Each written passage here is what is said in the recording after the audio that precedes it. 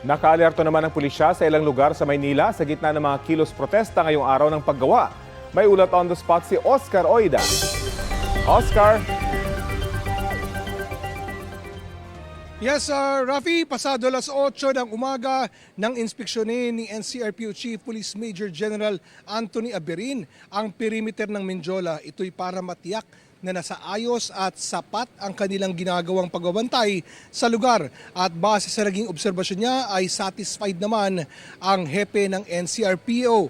Dito nga sa may CM Recto pa lang, kanto ng San Sebastian, bukod sa mga nakaantabay na mga pulis, naharangan na rin ng concrete at steel barriers at mga barbed wire pa ang kalsada.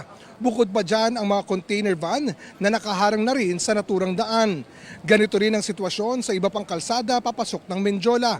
Git ni Aberin, di lang ito basta para mahadlangan na makalapit ng Malacanang ang mga ralista, kundi para maiwasan ang anumang girian sa pagitan ng mga ralista at mga pulis.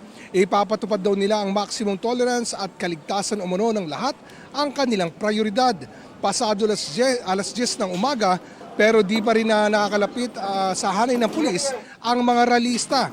May impormasyon na ang NCRPO na lumihis daw ang mga ito at nagsadya na lamang sa may US Embassy.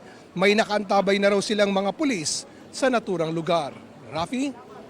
Maraming salamat, Oscar Oida.